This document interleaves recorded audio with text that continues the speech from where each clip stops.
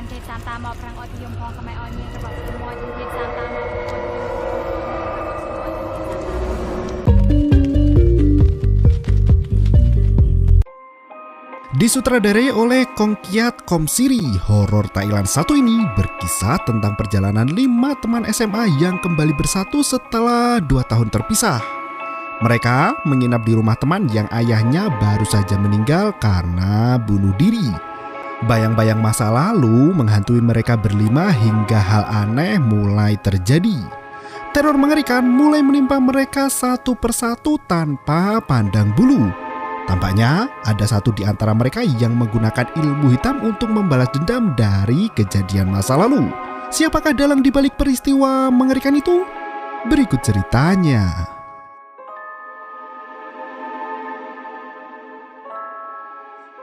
Di sebuah sungai pedalaman Thailand terlihat beberapa nelayan mencari ikan. Mereka biasanya akan mengikat kail pancing di seutas tali yang terhubung ke kaki angsa.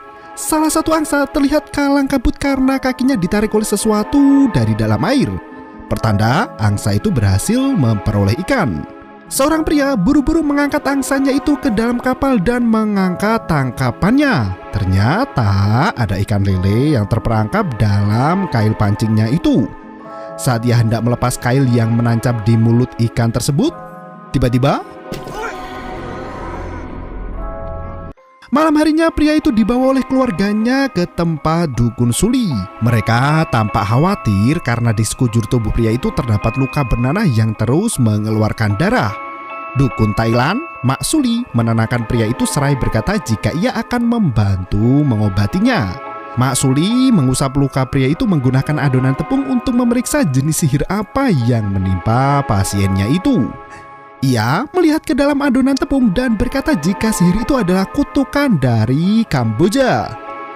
Masuli memasukkan jarinya ke dalam lubang di dada pria itu dan mengeluarkan kail pancing besi yang tertanam di bawah kulit.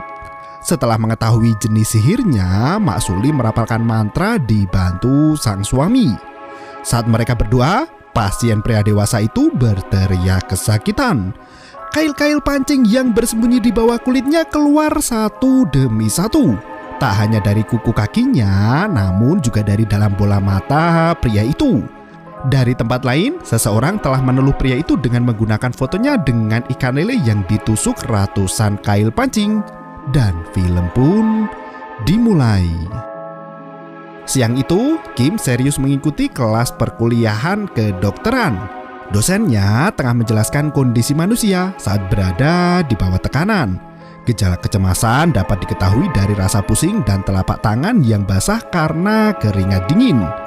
Saat itu, Kim cukup terganggu dengan 2 teman di belakangnya yang asik pacaran saat pelajaran berlangsung. Telapak tangannya sangat berkeringat hingga ia tak fokus mendengarkan penjelasan sang dosen. Setelah kelas usai, ia langsung menyemprot 2 temannya itu yang tengah dimabuk cinta. Setelah jadwal kuliah usai, Kim kembali pulang ke apartemennya. Ia mendapat telepon dari teman SMA-nya yang bernama Ta. Terlihat foto Kim bersama 2 teman prianya, Ta dan Por. Kim tak terlalu menanggapi perkataan Ta dan menutup telepon itu sembari membuka kulkas. Tiba-tiba Por tertawa melihat Kim berteriak ketakutan. Por sengaja memberikan kejutan itu untuk merayakan ulang tahun Kim. Mereka bercanda berdua sembari saling curi kesempatan untuk bercumbu satu sama lain. Di kesempatan itu, Por menembak Kim karena mereka sudah cukup dekat untuk waktu yang lama. Kim pun tampak menyambut baik permintaan itu dan mencium pipi teman SMA-nya tersebut. Tak berselang lama, Kim kembali mendapat telepon dari Ta. Ia menyerahkan ponselnya itu untuk Por dan ternyata tersebar kabar duka di mana ayah Ta meninggal dunia. Por pun mengajak teman lainnya untuk ikut melawat ke rumah Ta. Selain Kim, Ta, dan Por, mereka memiliki 3 teman akrab lainnya, yaitu Ko, si Tom Botter, dan si Centilnot. Setelah tersebar kabar ayah Ta meninggal, mereka berenam segera pergi menggunakan kereta menuju ke kampung halaman Ta. Sembari menikmati perjalanan di kereta, lamunan Kim membawanya ke 2 tahun yang lalu. Saat itu mereka masih duduk di bangku SMA. Ta mulai menunggu Kim turun dari mobil agar bisa berjalan bersama sampai ke sekolah. Di suatu hari, Ta memberikan surat cintanya untuk Kim dan peristiwa itu mendapat sorakan dari teman yang melihatnya. Kim dengan bangga memamerkan surat cinta itu pada Keo, teman sekolah yang populer yang ternyata sudah lama menyukai Ta. Sepulang sekolah, 6 anak SMA itu belajar bersama di rumah Ta. Mereka ditemani salah satu guru wanita bernama Panor yang juga merupakan ibu tiri dari Ta. Setelah ibu kandungnya meninggal, ayah Prawit memutuskan untuk menikah lagi dengan Bu Panor. Ta juga memiliki adik tiri bernama Nong yang terkenal nakal dan suka bikin onar. Saat mereka belajar bersama, Bu Panor datang untuk membawakan cemilan. Ia juga memeriksa jawaban pekerjaan Kim dan memuji kecerdasan siswi cantik itu. Por tanpa sangat mengagumi kecantikan gurunya itu sembari terus curi-curi pandang. Tak lama kemudian, Nong datang pada ibunya untuk meminta uang 1000 baht.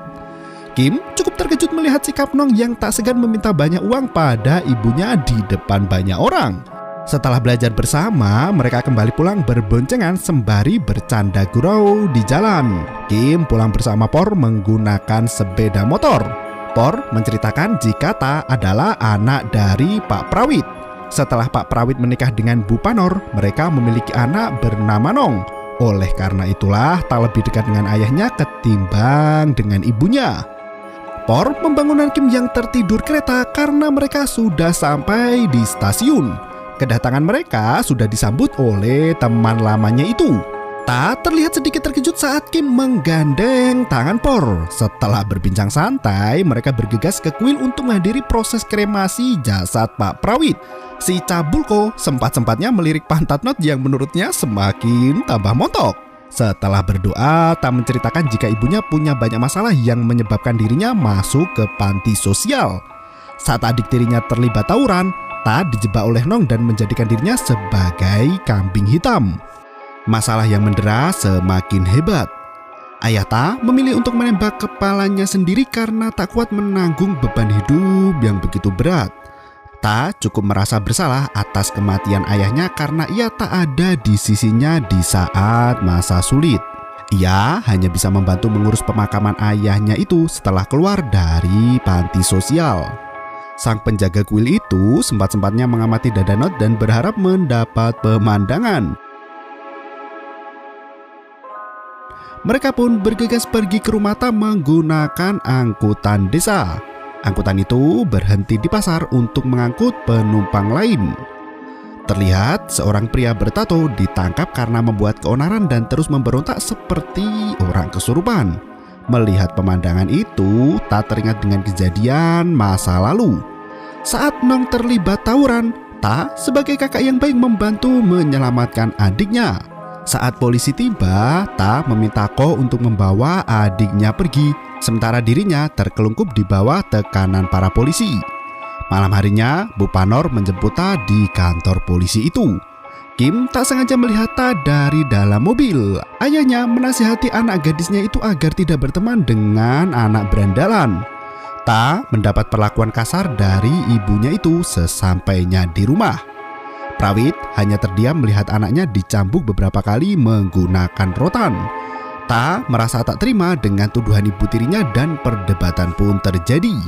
Ayah menenangkan Ta dan membawa anaknya keluar rumah untuk mengobati luka di tangannya. Ayah memohon pada Ta untuk menghormati ibu tirinya. Walau bagaimanapun juga, Bu Panor telah menerima Pak Prawit apa adanya. Ia juga meminta Ta untuk menyayangi Nong sepenuh hati karena hanya Nong saudara Ta satu-satunya. Lamunan Ta melayang ke kejadian masa lalu. Saat itu 5 anak SMA kecuali Kim membolos sekolah dan malah asik berkeliaran di pasar. Mereka menemukan sebuah warung yang digunakan untuk membuat tato. Seorang pria tiba-tiba kerasukan setan dan menyerang siapapun yang di hadapannya. Ko mengatakan bahwa tato itu merupakan bagian dari ritual sihir Kamboja. Bahkan, Nong pernah datang ke dukun Paun untuk mengukir tato di tubuhnya agar kebal dari tebasan pedang atau tusukan pisau. Setelah menonton dukun tato, anak-anak itu melanjutkan berbuat bandel di pasar. Mereka minum minuman keras hingga seorang guru olahraga masuk ke warung itu. Memergoki murid sekolahnya membolos dari sekolah, Pak Olan berkata akan memberi sanksi tegas pada kelima anak didiknya itu. Sayangnya, ia tiba-tiba melecehkan Not dan bertanya berapa nomor induk siswa agar Not terbebas dari hukuman. Melihat hal itu, Ko tak terima dan mulai menantang guru cabul itu. Pukulan bertubi-tubi mendarat di kepala Ko. Pak Olan berkata pada 5 muridnya itu untuk membawa orang tua ke sekolah esok hari. Hari berikutnya, Bu Panor menemui Pak Olan untuk meminta keringanan agar Tata dihukum. Namun saat mereka berdua masuk ke ruang guru, Pak Olan meminta hal itu dan mereka berdua pun melakukan hubungan terlarang. Tanpa mereka sadari, Ta melihat kejadian tak senonoh itu. Ta mengabarkan kejadian itu pada sang ayah hingga membuat Bu Panor sangat murka. Ia bahkan memarahi Pak Prawit yang lebih percaya pada Ta dibandingkan dengan dirinya. Setelah pertengkaran hebat itu, Pak Prawit kembali meminta Ta untuk tidak berbicara sembarangan lagi. Pak Prawit sampai menampar anaknya sendiri karena Ta terus bersikeras dengan cerita perselingkuhan ibu tirinya itu. Prawit meninggalkan Ta menangis sendirian hingga esok harinya Ta berhasil mencuri kamera sekolah untuk merekam adegan mesum ibu tirinya. Dibantu keempat teman lainnya, mereka berhasil merekam adegan mesum di gudang belakang sekolah itu. Sayangnya, aksi mereka diketahui oleh Pak Guru Olan. Mereka semua berlari kalang kabut menyelamatkan diri dari kejaran Pak Olan. Naasnya, Not terjatuh dan tertangkap. Ta pun terpaksa menyerahkan kameranya, namun dengan cerdik ia membuang kaset rekaman di dalam kamera itu. Pak Olan mengumpulkan kelima siswanya itu di gudang alat olahraga belakang sekolah. Ia berkata bahwa mencuri kamera sekolah adalah tindakan kriminalisme dan bisa dipenjara. Not yang ketakutan mendengar ancaman Pak Olan memohon agar ia dibebaskan dari segala tuduhan. Guru itu meminta bayaran atas permintaan Not. Ia membuka baju siswinya di depan siswa yang lain. Sontak, Ta, Ko, dan Por langsung menghajar guru mesum mereka itu dan mencoba kabur dari gudang. Sayangnya, guru keparat itu memiliki pistol dan mengancam akan menembak jika anak-anak itu kabur. Pak Olan kini mengancam akan benar-benar melaporkan kelima siswa didiknya itu atas tuduhan pencurian dan penganiayaan. Sembari menempelkan pistol ke kepala mereka, guru cabul itu terus memaki dan membentak siswanya. Ia mengikat semua anak-anak itu di tiang rak alat olahraga. Pak Olan kembali mendekati Not dan memaksa Not untuk memuaskan nafsu bejatnya. Ko, Ta, dan Por memberontak seraya berteriak kencang agar gurunya berhenti melecehkan Not. Namun mereka tak bisa melepaskan diri dari ikatan yang mengikat tangan mereka hingga si Tom Pointer menangis melihat hal itu. Singkat cerita, setelah kejadian penyekapan dan pelecehan seksual itu, kelima anak SMA menemui dukun Paun asal Kamboja yang membuka praktek ilmu sihir di pasar untuk meminta bantuan. Awalnya mereka diperingatkan oleh Paun jika mereka akan memanggil makhluk yang sangat berbahaya. Sekali mereka memanggilnya, maka makhluk itu akan terus bersamanya sampai ajal mereka tiba. Kelima anak itu bersikeras untuk tetap melakukan pembalasan dendam pada si guru cabul Olan. Sang dukun meminta biodata lengkap dari orang yang akan diteluh beserta barang-barangnya. Kelima anak itu bekerja sama mencari data lengkap guru di sekolahnya dan menemukan semua yang dicari. Syarat terakhir, dukun Paun juga meminta tanah bekas pijakan Olam. Setelah mendapatkan semua yang disyaratkan, mereka kembali menemui dukun Kamboja itu untuk melakukan ritual. Sang dukun meminta kliennya untuk tidak membuka mata saat ritual berlangsung. Not nekat mengintip dan melihat sosok iblis berkepala botak tengah memakan sesajen yang mereka berikan. Sementara itu, Pak Paun tengah sibuk membuat boneka manusia dari tanah liat dan mengikat dengan tali suci. Dengan seekor lele, Pak Olan berhasil diteluh dengan kutukan Kamboja yang terjadi saat memancing lele di awal film. Setelah menyantet guru olahraganya, 5 anak SMA itu memamerkan hasil video mesum Bu Panor di jam makan siang. Mereka memutar rekaman itu di televisi yang terpajang di kantin sekolah. Hal itu membuat Bu Panor sangat sedih dan malu. Di sela pelajaran, Ko mengabarkan jika Pak Olan telah mati. Por membentak Ko untuk tidak membahas hal itu lagi. Tiba-tiba anak-anak yang lain heboh berlarian menuju ke ruang guru. Ternyata Bu Panor mengunci diri di sana dan menusuk-nusuk pahanya sendiri menggunakan tiang bendera. Ta memandangi ibu tirinya itu yang seakan tengah membacakan mantra. Adegan pun kembali ke masa semula. Ko bertanya mengapa Bu Panor tidak terlihat saat proses kremasi jasad Pak Prawit dilangsungkan tadi pagi. Ta mengaku tak tahu apapun karena ia sibuk menjalani hidupnya sendiri, begitu pula dengan Ibu Panor. Ta hanya tahu jika ibu tirinya itu kini sibuk membuat manisan mangga. Perjalanan menuju ke rumah Ta dilalui menggunakan perahu. Mereka melewati kuburan dari orang-orang yang meninggal di desa tersebut. Tak lama berselang, mereka sampai juga di rumah Ta. Kim membayar biaya perjalanan mereka dan mendapat kembalian dari Pak Supir. Pria tua itu tanpa sedikit mencurigakan, bahkan memberi kembalian pun salah. Seorang nenek menggendong kucing keluar dari rumahnya sembari memandang ke arah teman-teman Ta. Ta mengatakan jika wanita tua itu adalah neneknya.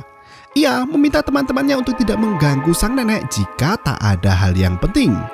Mereka pun masuk ke rumah itu dan meletakkan barang-barangnya. Setelah itu mereka langsung berjalan kaki menuju ke rumah Bu Panor yang terletak tak jauh dari rumah Ta. Di tempat itu ramai pekerja yang tengah membuat minyak kelapa. Sementara Bu Panor sibuk memanen sayuran di kebun. Ia menyambut mantan murid sekolahnya itu dengan canggung karena sudah lama tak bertemu. Bu Panor menatap ke arah Not dengan tatapan tajam. Ia tampak tak suka dengan gaya berpakaian Not yang terlalu seksi. Setelah berbincang santai, Not mendapat telepon dari pamannya. Sang paman mengabarkan jika ayah Not masuk ke rumah sakit dan Not harus segera kembali ke Bangkok. Bu Panor masih terus mengawasi gelagat gadis itu. Tak menunggu lama, Not kembali ke dalam untuk berpamitan.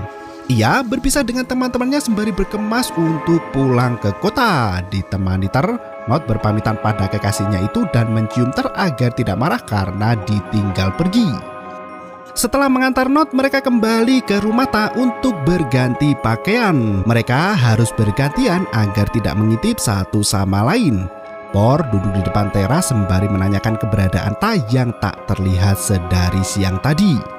Ter berkata jika Tak terlihat murung saat Kim dekat dengan Por. Meski tomboy, perasaan Ter sangat sensitif. Ia menyarankan Por untuk menjelaskan hubungannya dengan Kim dan meminta maaf pada Ta. Di waktu yang sama, Ta terlihat sedang beristirahat di bawah pohon sambil mengenang masa lalunya bersama dengan Kim. Dulu, Ta adalah kekasih Kim dan bersama untuk waktu yang cukup lama. Sebelum kelulusan mereka, Kim memutuskan hubungannya dengan Ta secara sepihak. Ta sangat terpukul dengan hal itu dan enggan melepaskan Kim pergi. Saking cintanya pada Kim, Ta menggenggam tangan gadis itu hingga menyakitinya. Kim yang ketakutan berlari menjauhi Ta tanpa alasan yang jelas. Di dalam rumah Ta, Kim masih berganti pakaian. Ia mendengar suara pukulan di pintu kamar. Ia mengira itu adalah Por, namun saat ia keluar tak ada orang di sana. Kim menatap ke arah rumah nenek Ta. Ia mendengar ada suara pukulan bertubi-tubi dari pintu rumah itu. Saat Kim hendak mengintip dari sela-sela pintu, tiba-tiba Por muncul di belakang Kim dan berbicara dengannya untuk meminta maaf pada Ta. Lamunan Ta buyar saat Kim memanggil namanya. Kim meminta maaf karena telah memutuskan hubungan secara pihak dengan Ta di saat SMA. Kim meminta Ta untuk tidak salah paham pada Por. Ia menjelaskan jika dirinya baru saja jadian dengan Por dan tak ada orang ketiga di hubungan masa lalu Kim dan Ta. Ta kembali merayu Kim untuk kembali kepadanya. Ia mengaku selama 2 tahun pasca kelulusan dirinya selalu mencari keberadaan Kim dan sulit untuk melupakan cintanya. Namun sayangnya Kim menolak Ta dengan dingin dan meminta mantannya itu untuk bisa melupakan dirinya. Mereka berdua pun kembali ke rumah Ta dan mencari teman-teman yang tiba-tiba saja menghilang. Ternyata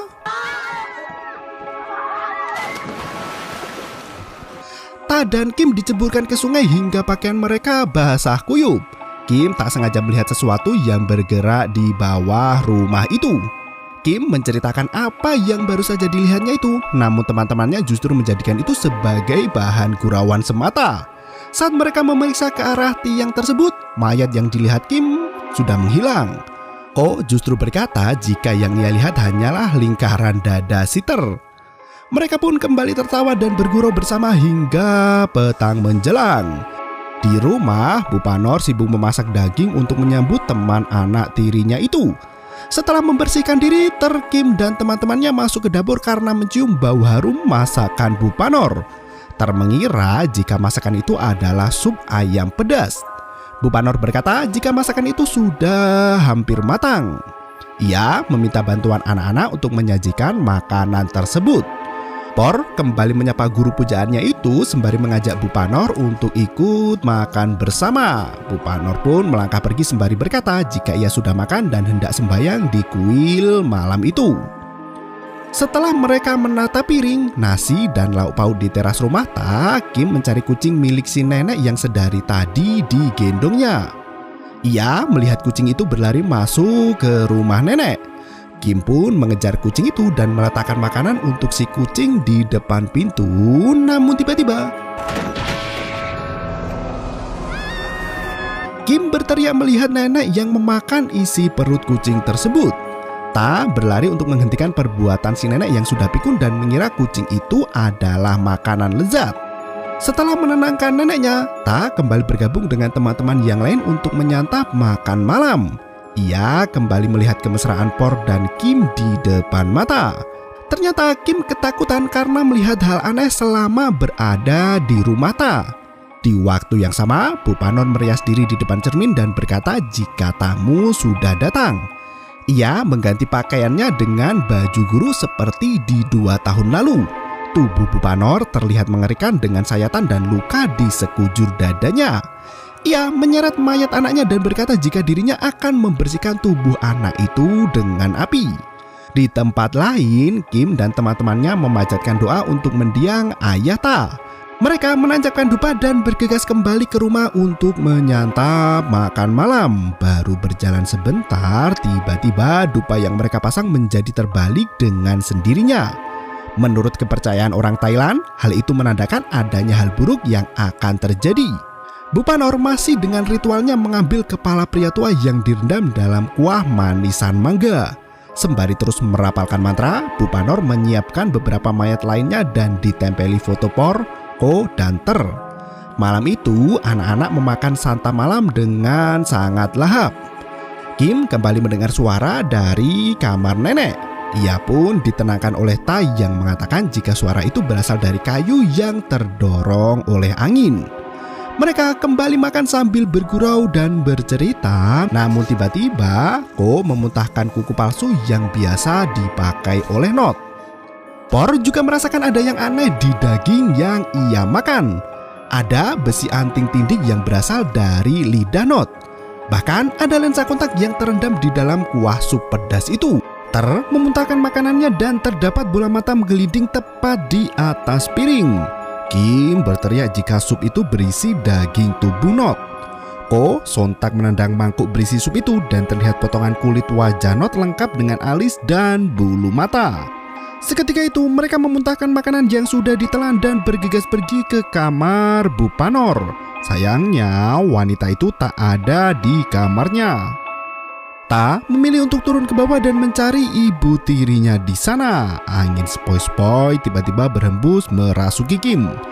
Tiba-tiba tubuh Kim menggigil hingga hidungnya mengeluarkan banyak darah. Kim berjalan menuju ke lemari dan mengambil kamera di dalamnya. Setelah menggenggam kamera itu, Kim tak sadarkan diri dan saat siuman, Kim melihat isi rekaman di kamera itu yang menunjukkan Bu Panor memakan jasad manusia. Ko menunjukkan hal itu pada teman-temannya dan seketika itu Bu Panor menyerang orang yang merekam dirinya. Kim tak menyangka mengapa Bu Panor tega melakukan hal segila itu.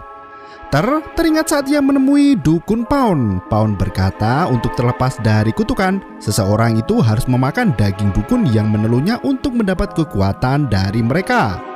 Di waktu yang sama, Bu Panor seolah berbicara di depan murid mayatnya. Mereka didudukan di kursi dan meja untuk diberi pelajaran. Panor menggores tangannya dan melumurkan darah ke wajah Ter. Seketika angin berhembus dan merasuki mata Ter. Ia kini bisa melihat hantu yang bertengger di rumah itu. Ter menjadi histeris dan sangat ketakutan. Mereka berlari keluar untuk mencari perahu yang melintas. Setiap ada kedipan lampu di tengah sungai, mereka meneriaki perahu itu untuk mendekat. Hingga saat ada satu perahu yang melintas, melihat sosok Bupanor di seberang sungai. Dan tiba-tiba, saking ketakutannya, Kim terjebur ke sungai tersenggol tubuh teman-temannya yang berlari masuk ke dalam rumah. Saat mereka berada di dalam air, Kim mendapat penglihatan di mana Pak Prawit sedang disiksa oleh Bupanor. Sang nenek terlihat duduk terdiam di atas kursi seperti tak bernyawa lagi. Panor mencabut kuku kaki suaminya sendiri agar Prawit tak bisa pergi meninggalkannya. Setelah semua kuku pria itu terlepas, Panor pergi meninggalkan ruangan. Sementara Prawit memilih untuk menembak dirinya sendiri karena tak kuat menahan siksaan istrinya. Pistol yang digunakan untuk bunuh diri terlempar di bawah kasur kamar Pak Prawit. Seketika itu Kim kembali sadar dan diselamatkan oleh Ta. Kim segera masuk ke dalam kamar Pak Prawit dan mencari di bawah kolong tempat tidur. Kim pun berhasil menemukan pistol yang terlempar di bawah tempat tidur ayah Ta. Sembari menggigil kedinginan, Kim menceritakan penglihatannya saat terjebur ke sungai. Tak berselang lama, tutup gentong manisan yang berada di dalam kamar bergerak-gerak dengan sendirinya.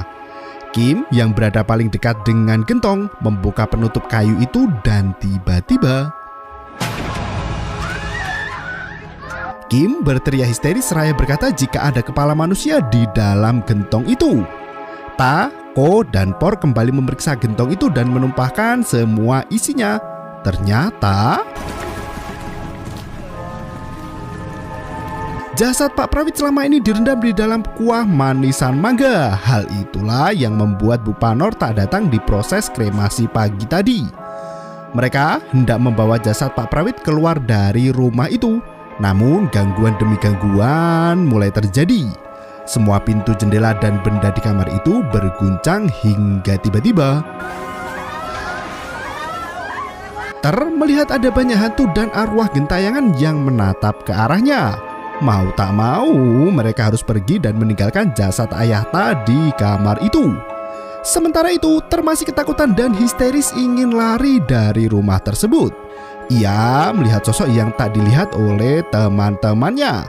Hal itu membuat Kim terperangkap di sebuah kamar yang dihuni oleh hantu pria berambut panjang.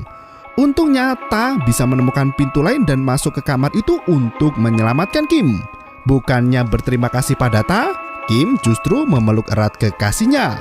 Mereka masuk ke dalam ruangan yang dipenuhi oleh patung Buddha agar bisa berdoa meminta perlindungan dari gangguan iblis. Sementara itu, Bupanor masih berbicara dengan tiga mayat di hadapannya. Ia meminta mereka semua untuk mengakui kesalahan di masa lalu. Ter memohon pada Buddha agar nyawanya diselamatkan dari teror iblis. Ia menangis sambil terus mengatakan jika dirinya belum ingin mati. Kim dan Por menenangkan sahabatnya itu, sementara Ko mulai frustasi dan menyalahkan lawatan mereka ke rumah Ta. Mereka saling adu mulut dan menyalahkan satu sama lain. Por terpaksa menampar Ko dan Ter untuk menyadarkan jika mereka semua tengah dilanda bahaya yang sama. Por mengajak teman-temannya untuk bersimpuh dan berdoa di hadapan Buddha. Saat anak-anak berdoa, Panor tengah membuat gumpalan tanah liat yang dilumuri darah dan mantra. Ter mulai kesurupan, tertawa terbahak-bahak sembari berkata jika Buddha enggan melindungi orang jahat seperti mereka. Seketika itu, lampu di rumah itu mati total hingga kamar sembahyang menjadi gelap gulita. Ketika Por menyalakan lilin, semua patung Buddha di tempat itu telah terpenggal dan kepalanya rusak. Ter masih tertawa terbahak-bahak membuat Por dan Ko ketakutan setengah mati hingga berniat untuk menembak mati temannya sendiri. Panor memasukkan gumpalan tanah liat di mulut si mayat dan membuat Ko kesulitan bernafas. Ko melihat Bupanor mencekiknya dan memaksa Ko untuk mengakui kesalahan yang diperbuat pada Panor. Ta mencoba menyadarkan Ko, namun Ter dan Ko justru jatuh pingsan. Tak lama kemudian, Ko kembali histeris berguling-guling dan melepas pakaiannya. Dari dalam kulitnya keluar tokek besar yang kenyang menggerogoti daging dalam tubuhnya. Ko berteriak kesakitan hingga akhirnya ia pun mati mengenaskan. Dari 6 orang, kini hanya tersisa 4. Por masih membawa pistol yang ditemukan Kim di kamar Pak Prawit. Ia berencana akan membunuh Bu Panor dan pergi meninggalkan Ter dan Kim. Por ditemani Ta mencari keberadaan Panor yang menurutnya tak jauh dari rumah itu. Setelah mengantar kepergian Ta dan Por, Ter menjadi semakin histeris. Ia berkata jika di sekitar mereka berdua ada banyak hantu yang siap menyergap. Sayangnya, Kim sama sekali tak bisa melihat keberadaan hantu itu. Ter berlari saat satu hantu menempelkan kepalanya di belakang tubuh Kim. Kim pun ikut pergi mengejar Ter, sementara Por masih berada di hutan untuk mencari keberadaan Panor. Tak berselang lama, Ta mendengar suara Kim yang meminta tolong dari kejauhan. Ta langsung berbalik arah untuk segera menolong gadis pujaan hatinya itu. Sementara Por kalah cepat lari dan tertinggal di dalam hutan sendirian. Ia berteriak menantang Bu Panor untuk keluar dari persembunyiannya. Suara wanita terdengar menggema melantunkan kidung seram di tengah hutan. Por melihat sosok Bu Panor berjalan mendekatinya. Sosok itu terus muncul menghilang membuat Por berlari ketakutan. Sementara Ta kembali menyelamatkan Kim yang terjerembab masuk ke dalam sungai. Kaki Kim tertancap potongan kayu runcing hingga membuatnya kesulitan berjalan. Ta membawa Kim ke tempat yang lebih aman dan meninggalkan Kim untuk kembali menemani Por. Tak lama kemudian Ter muncul dengan histeris memohon agar tidak dibunuh. Dengan tergopoh-gopoh, Kim berusaha sekuat tenaga untuk berjalan mendekati Ter. Teman tomboynya itu justru ketakutan dan merangkak menjauhi Kim karena yang ia lihat adalah sosok hantu wanita mengerikan. Hantu wanita itu terus mengikuti Ter kemanapun ia pergi. Ter yang sangat ketakutan dan frustasi menusuk bola matanya sendiri dan mengeluarkannya dari kepala agar ia tak bisa melihat penampakan mengerikan itu lagi. Seketika itu, pandangan menjadi gelap gulita. Ter berjalan sempoyangan tak tahu arah sembari terus tertawa kegirangan karena akhirnya ia tak melihat sosok menyeramkan itu lagi. Naasnya, gadis tomboy itu tersandung balu kayu dan jatuh tepat di wajan penggorengan minyak kelapa yang sangat panas. Tubuhnya yang sekarat, kejang-kejang hingga ia mati dengan kepala digoreng fresh from the kitchen. Kim menangis sejadinya melihat peristiwa tragis yang menimpa sahabatnya itu. Por mendengar tangisan Kim dan bergegas mendekatinya. Mereka kembali beristirahat sembari memikirkan langkah apa lagi yang akan mereka lakukan untuk bertahan hidup. Namun tiba-tiba wajah Kim berubah menjadi Panor dan membuat Por ketakutan. Ia menodongkan senjata tepat ke arah Kim karena di matanya Kim adalah Panor. Sementara itu Kim terus merengek memohon pada Por untuk tidak menembaknya. Por yang mulai gila menekan pelatuk pistol ayah Ta dan Ta lagi-lagi muncul dan menyelamatkan Kim. Ia membawa Kim menjauhi Por yang matanya sudah dirasuki setan. Ketakutan dengan sosok Panor, Por berlari kembali masuk ke dalam hutan dan tanpa sengaja menemukan gubuk kecil yang tersembunyi di balik semak belukar. Ia mengintip dari sela kayu dan melihat Panor tengah melakukan ritual sendirian. Wanita itu dengan mudah memergoki Por dan mengejar mantan muridnya itu menggunakan bantuan kekuatan iblis. Panor mengiris kaki mayat yang sudah tertempel foto Por. Dengan mudahnya ia bisa melukai kaki Por hingga murid kesayangan itu terjungkal ke tanah. Panor kembali menyiksa Por dengan mencabut gigi mayat dari tempat ritualnya. Por mulai mengeram kesakitan dan giginya terlepas dengan sendirinya. Panor tiba-tiba muncul di hadapan Por memaksa muridnya untuk mengakui semua kesalahan yang ia lakukan pada Bu Panor. Wanita gila itu kembali mencabut gigi-gigi Por hingga membuat ingatan Por kembali ke masa lalu. Ternyata semasa SMA, Por sangat menggilai kecantikan dan kemolekan tubuh Bu Panor. Ia mendatangi dukun Paun untuk meminta resep mujarab agar Bu Panor mau berhubungan dengannya. Dukun Kamboja itu dengan mudah mengabulkan permintaan Por hingga murid SMA itu menang telak bercinta dengan gurunya sendiri. Pak Olan juga terlihat mendatangi dukun Paun untuk meminta mantra pengasihan. Dukun itu berkata dengan jimat yang ia berikan, maka Pak Olan bisa menarik perhatian para gadis. Por sangat sakit hati melihat Bu Panor melakukan hubungan intim dengan Pak Olan. Ia mengadukan hal itu kepada Ta dan membujuk anak tiri Panor untuk melampiaskan rasa cemburunya itu. Tak hanya itu, Por ternyata memiliki masa lalu yang sangat suram ketika ia disekap oleh Pak Olan di gudang alat olahraga. Tak hanya Not yang dipaksa untuk memuaskannya, namun Por juga dipaksa untuk melakukan hal tak senonoh itu juga. Sangat sakit hati dengan jalan hidupnya yang tragis, Por kembali menemui Dukun Pan untuk menyantet Bu Panor. Dukun itu memasukkan paku ke dalam kemaluan boneka Bu Panor, dan seketika itu darah bercucuran membasahi lantai kamar Bu Guru itu. Merasa dirinya kena teluh, Bu Panor pun mendatangi Dukun Thailand Mak Suli untuk meminta bantuan. Wanita tua itu berkata jika kutukan Kamboja hanya bisa diruntuhkan dengan satu cara, yaitu Panor harus memakan daging dukun Kamboja itu agar bisa menang melawan sihirnya. Namun cara itu akan sangat berisiko karena orang yang memakan daging dukun Kamboja akan menjadi gila karena semua ilmu sihir masuk ke dalam tubuhnya. Bu Panor tak menghiraukan peringatan itu dan mulai melancarkan aksinya. Ia menyiapkan sebilah tombak dan ditancapkan tepat di dubur Dukun Paon.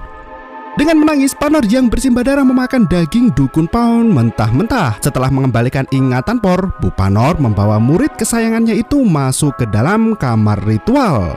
Por merangkak menjauhi Bu Panor dan menembakkan pistol ke arah gurunya itu berkali-kali. Sayangnya peluru dalam pistol itu sama sekali tak menyembul keluar. Por memohon ampun dan meminta maaf pada Bu Panor. Por mengaku jika ia adalah orang yang mengompori Ta dan teman-teman untuk merekam perbuatan mesum Bu Panor dan Pak Olan. Ia juga adalah orang yang menyantet Bu Panor meski sebelumnya sudah meniduri gurunya itu. Kim mendengar semua itu dan menangis sejadinya. Ia tak menyangka kekasih yang terkenal baik dan rajin ternyata adalah seorang penjahat yang keji. Por merengek di depan Kim meminta kekasihnya untuk tidak pergi dan menyampaikannya. Namun tampaknya Kim bukan orang yang tepat untuk Por. Ta membawa Kim untuk pergi meninggalkan Por sendirian di hutan. Bu Panor muncul lagi dan menyodorkan pistol ke kepala Por. Saking ketakutannya, Por memilih untuk menembak dirinya sendiri. Naasnya peluru dalam pistol itu sudah habis ditembakkan. Panor berbisik jika ia tak akan membiarkan Por mati dengan mudah. Panor kembali merapalkan mantra dalam kamarnya sementara Por diikat kencang dan dibaringkan di atas pelepah daun pisang. Bu Panor memainkan lagu favoritnya untuk mengembalikan mood yang sempat hilang. Bak ingin memasak makanan, Panor menyuntikkan obat bius dosis tinggi ke leher Por. Seketika itu, tubuh Por sama sekali tak bisa digerakkan meski mata dan kepalanya bisa berpikir, melihat, dan bernafas. Untuk melampiaskan dendam dan amarahnya, Bu Panor menuangkan air mendidih di dalam mulut pemuda itu. Asap tebal keluar dari mulut Por yang kepanasan. Panor juga membakar kedua kaki Por hingga kulitnya menghitam dan mengeluarkan banyak minyak. Kepala Dukun Paon terlihat ditancapkan di atas gunungan pemujaan untuk memperkuat ilmu sihirnya. Panor membasahi kain untuk mengelupas kulit Por dari tulang dan dagingnya yang gosong. Tubuh Por gemetaran namun ia sama sekali tak bisa melakukan apapun juga. Di waktu yang sama, Ta menggendong Kim menuju ke tepian sungai untuk menunggu perahu yang melintas. Kim melihat ada tas selempang not yang tergantung di kuil pemakaman. Paman Not sangat frustasi karena keponakannya belum muncul juga di stasiun padahal hari sudah sangat gelap. Meski sudah menghubungi ratusan kali, Paman kembali mencoba menelpon Not dan dering telepon itu membuat Kim mendapat harapan untuk selamat. Sang paman yang sangat syok mendengar cerita Kim langsung mengirim polisi untuk menyergap kediaman Bu Panor. Di kamar ritual itu, tubuh Por sudah seluruhnya terbakar. Panor memaksa Por untuk kembali hidup dengan memompa paru-parunya. Polisi bergegas mengepung area itu dan membawa satu dukun untuk mendoakan kelancaran pekerjaan mereka. Setelah mendapat aba-aba aman dari dukun itu, polisi pun menggerebek kamar ritual Bu Panor.